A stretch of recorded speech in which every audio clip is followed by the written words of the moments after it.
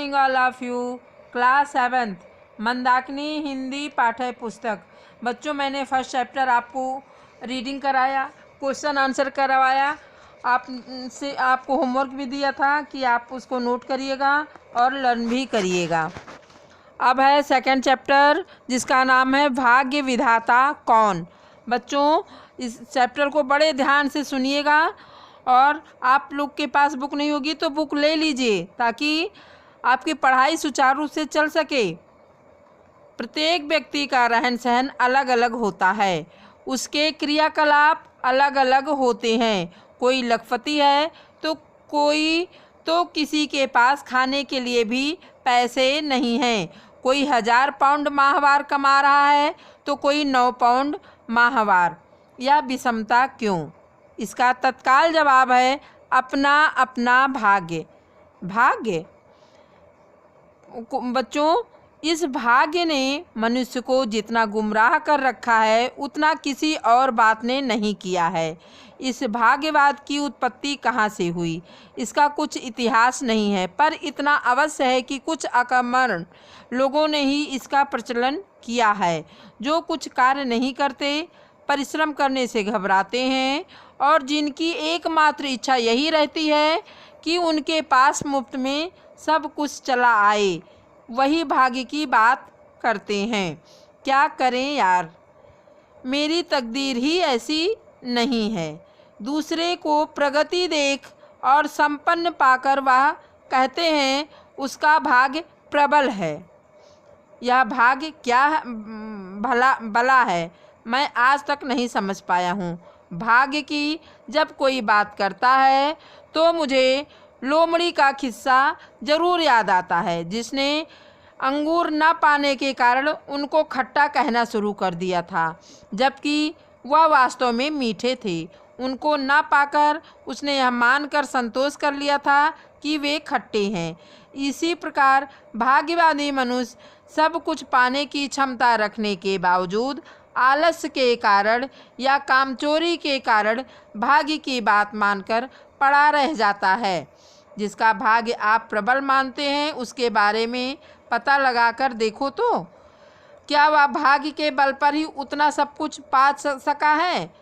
पूछो उससे, देखो उसकी दिनचर्या, रात दिन कितना कठोर श्रम करके उसने अपने आप को इस प्रकार बनाया है। तब आपको पता चलेगा कि मनुष्य अपना भाग्य स्वयं बनाता है। जो कुछ भी उसके पास होता है अपने कर्मों और सूझबूझ का फल होता है। आप ऐसा नहीं कर पाते हैं, इस कारण आपकी दशा हीन है। यह एक ऐसा सत्य है जिसे ईमानदारी से आप स्वयं स्वीकार करेंगे। इसलिए सूझबूझ और कर्म की सफलता को आक्रमण ईर्ष्यालु लोगों ने भाग्य का नाम दे दिया है। इस प्रकार भाग्य का प्रचलन हो गया है। भाग्य की इस प्रकार रचना करने के बाद उसका विधाता ईश्वर को बना दिया गया। यह तर्क दिया जाने लगा कि जो कुछ ईश्वर ने भाग्य में लिख रखा है वही होगा। आदमी का अपने भाग्य के आगे बस नहीं चलता। इसके प्रमाण में नाना प्रकार के तर्क भी दिए जाने लगे। इस प्रकार भाग्य के नाम पर एक बहुत बड़ा वर्ग गुमराह कर दिया गया। मनुष्य ने भाग्य की बात पर अपना प्रगति पथ स्वयं अवरुद्ध कर लिया है। यह भाग्य मनुष्य का सबसे बड़ा शत्रु होता है। भाग्य मनुष्य को कुछ नहीं करने देता है, उसे आक्रमण बना देता है। किसी कार्य में हाथ डालने पर असफलता के कारण या इस बात को मान लेता है कि भाग्य साथ नहीं दे रहा है, फिर उस काम में हाथ नहीं लगाता,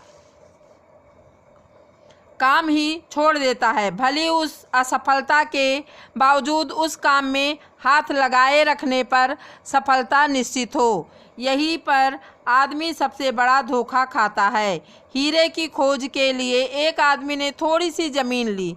काफ़ी खुदाई के बाद कुछ हाथ न लगा तो उसने वह ज़मीन छोड़ दी। जब वही जमीन दूसरे ने ली तो थोड़े से परिश्रम से ही उसे एक बड़ा हीरा मिल गया।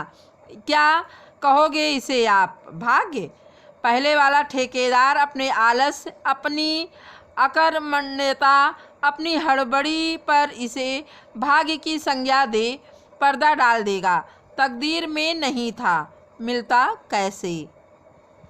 जिसकी तकदीर में था उसे मिला। इस प्रकार की धारणाएं केवल निर्बल मन और श्रम तथा संकल्प से डरने वाले लोग किया करते हैं। भाग्य वास्तव में एक धोखा और अपनी असफलता पर पर्दा डालने का एक बहाना मात्र है। अतएव भाग्य की बात पर विश्वास करने की सलाह मैं कभी नहीं दे सकता हूँ। हीरे वाले मामले में पहले का निराश हो जाना, असफलता को सत्य मान लेना, अपने श्रम से मुंह चुराना ही उसकी हानि का कारण बन गया। एक और घटना है।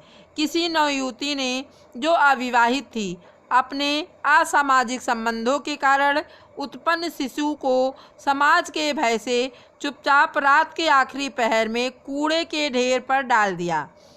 नवजात शिशु जीवित था, हाथ पैर मार रहा था।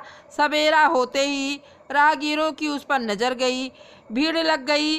तभी एक ईसाई महिला वहां से निकली। भीड़ देख अपनी कार से उतर आई। उसने सारा नज़ारा देखा, दृश्य समझा, नवजात शिशु को उठाकर ले गई।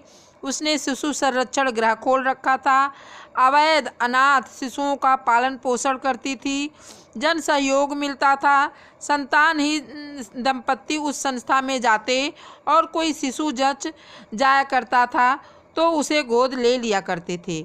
वह नवजात शिशु भी वहीं संरक्षण पा गया।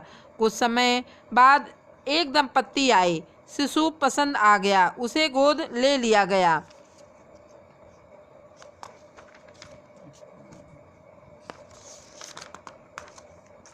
वह दंपत्ति करोड़पति था। इस प्रकार अनायास ही वह शिशु करोड़ों की संपत्ति का उत्तराधिकारी बन गया। अब इस घटना को आप क्या कहेंगे? या शुद्ध भाग्यवादी घटना मानी जाएगी? ऐसी बात नहीं है। परिस्थितियां और संयोग इसके कारण थे। वैसे भाग्यवादी इस संबंध में बराबर तर्क कर परिस्थिति और संयोग की भी उत्पत्ति भाग्य से बतला देंगे। तर्क तो अनंत है, पर भाग्यवादी बनना तो ठीक नहीं है। एक प्रश्न आप स्वयं से करें, आपका भाग्य विधाता कौन है? जब आप इस प्रश्न पर गंभीरता पूर्वक विचार करेंगे तो आपके अलावा दूसरा व्यक्ति ना होगा।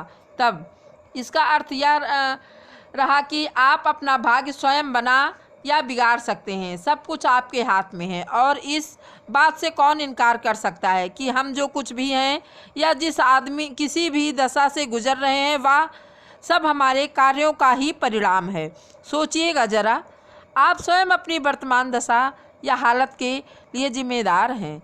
इसका दोष या श्रेय ईश्वर अथवा भाग्य पर रखकर आप अपनी कमजोरियां छिपाते हैं, स्वयं को ही धोखा देते हैं। इस बात को आप मानेंगे तब ईश्वर क्या है? एक बार यही प्रश्न एक व्यक्ति ने बर्ट्रैंड रसेल से पूछा था। रसेल का जवाब था, मन को शक्ति देने वाली इस आध्यात्मिक कल्पना का नाम ईश्वर है। ईश्वर का नाम लेकर उस पर विश्वास कर हम मन में शक्ति का एकीकरण कर कार्यरत होते हैं। हमारा विश्वास मजबूत होता है कि हमारे साथ ईश्वर है, हम इस कार्य में सफल होंगे। आत्मविश्वास को दृढ़ बनाने के लिए ईश्वर का अस्तित्व बनाया गया है। इसके साथ साथ ईश्वर की कल्पना मनुष्य को भयभीत भी करती है। एकांत में भी मनुष्य कोई पाप या गलत काम ना कर सके, इसी आधार पर उसे सर्वव्यापी सर्वदृष्टा बताया गया है। कण कण में उसका निवास माना गया है। मनुष्य नितांत अकेला है, कोई पाप कर रहा है, अपने एकांत पर उसे पूरा विश्वास है कि कोई नहीं देख रहा है। ठीक इसी मौके के लिए ईश्वर का अस्तित्व बनाया गया है कि सावधान, वह देख रहा होगा, वह सर्वव्यापी है, तुम्हारे इस पाप को देख रहा है। मनुष्य का एकांत में भी कुमार्ग पर जाने से रोकने के लिए यह सिद्धांत है। वास्तव में यह ठीक भी है। मनुष्य पर नियंत्रण रखने के लिए किसी न किसी शक्ति की आवश्यकता तो है ही। इसी आधार पर ईश्वर का निर्माण किया गया और इसी प्रकार असफलताओं को रोकने के लिए, अपने दोष पर पर्दा डालने के लिए भाग्य का भी निर्माण कर दिया गया है। इस प्रश्न का यही उत्तर सही है। हम स्वयं अपने भाग्य विधाता हैं। जैसा कार्य हम करेंगे वैसा फल पाएंगे। अतएव भाग्य को आप दोष न दें। चींटी को देखें, वह कितनी बार चढ़ती गिरती है। अगर वह भाग्यवादी होती तो फिर चढ़ ही ना पाती। निरंतर प्रयास करती है, सफल हो जाती है। वह भाग्य नहीं, कर्म करके दिखलाती है। इस कारण बराबर कार्य में लगे रहें।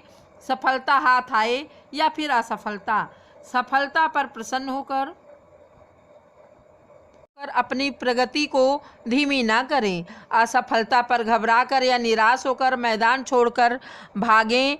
अपना कार्य बराबर छोड़कर ना भागें। अपना कार्य बराबर आगे बढ़ाते रहें।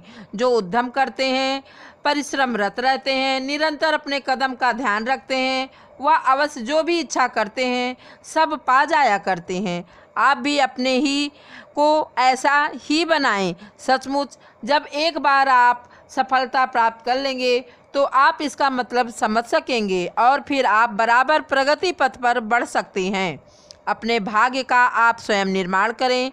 सब कुछ आपके हाथ में है। संकल्प करें, शक्ति लगा दें, आपको सब कुछ मिल जाएगा। आवश्यकता धैर्य की, साहस की, समय की है। जब आप ईमानदारी से इस पर पूरा अमल करेंगे तो आप सब कुछ पा सकते हैं। मनुष्य क्या नहीं कर सकता ईमानदारी के साथ। कभी आपने इस प्रश्न पर सोचा है? देखिए, विचार कीजिए। मनुष्य ही संसार के सभी प्राणियों में एकमात्र ऐसा प्राणी है जिसे ईश्वर या प्रकृति ने सब कुछ दिया है। वह अपने प्राकृतिक गुणों के अलावा भी अपने कौशल के द्वारा औरों के गुण अपना सकता है। उदाहरणतया केवल मछलियां ही पानी में तैर सकती हैं। मनुष्य में गुण जन्मजात नहीं है, फिर भी वह तैरना सीख लेता है। उड़ना पक्षियों का धर्म है, पर मनुष्य भी हवाई जहाज बनाकर उड़ना सीख गया है। इस प्रकार मनुष्य को प्रकृति ने कुछ इस प्रकार का बनाया है कि वह सब कुछ कर सकता है। अतएव जब प्रकृति से प्राप्त सुविधा का लाभ हम स्वयं नहीं उठाते हैं तो हमारे जैसा मूर्ख और कौन हो सकता है। प्रकृति ने हमको सब कुछ दिया है, यह हमारी अपनी कमजोरी है कि हम सब उसको पहचान नहीं पाते। वरना हम जो कुछ भी चाहते हैं वह हमारे आसपास, हमारे चारों ओर विद्यमान है।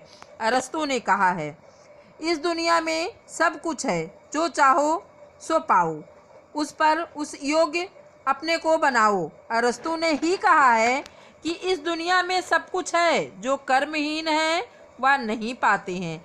सचमुच यह एक सच्चाई है। आपको क्या चाहिए, इस पर विचार कीजिए, फिर गंभीरतापूर्वक उसके लिए एक योजना बनाइए।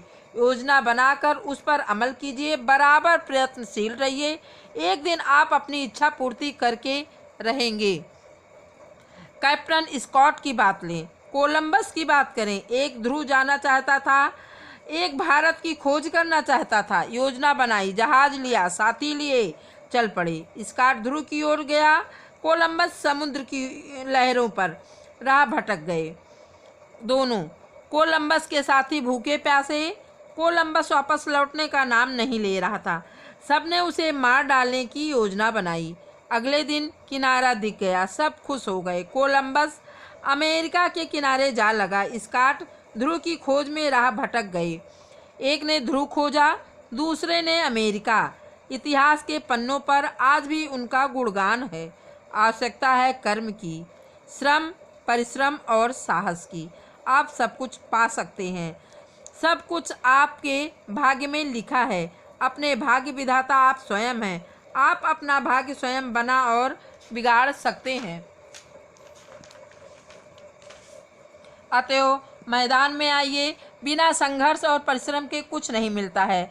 अगर आपके पास श्रम है, साहस है, आप सब कुछ पा सकते हैं। यहाँ तक कि जिसकी लाठी उसका भैंस, जिसका कर्म उसका फल। आप स्वयं इस पर निर्णय करें, विचार करें, आपको सब मिलेगा। अपने बलबूते पर आप सब कुछ प्राप्त कर सकते हैं। बच्चों, इस चैप्टर का अर्थ है हमें भाग्य के भरोसे नहीं रहना है, हमें कर्मनिष्ठ, हमें कर्म के प्रति ईमानदारी करना है। अगर हमारे अंदर कर्म के प्रति पूरी ईमानदारी होगी, हम उद्यमी बनेंगे, निरंतर परिश्रम करेंगे तो सफलता की सीढ़ी हम जरूर चूमेंगे। इसलिए बच्चों, हमें सिर्फ श्रम पर भरोसा करना चाहिए, हमें दृढ़ संकल्प के साथ अपने डिसीजन पे पहुंचना चाहिए, हमें आगे बढ़ना चाहिए। थैंक यू बच्चों। बच्चों, आप रीडिंग करिएगा घर पे और ये वर्ड मीनिंग अपने कॉपी में नोट करिएगा। नेक्स्ट वीडियो में मैं क्वेश्चन आंसर और एक्सरसाइज कराऊंगी। थैंक यू बच्चों।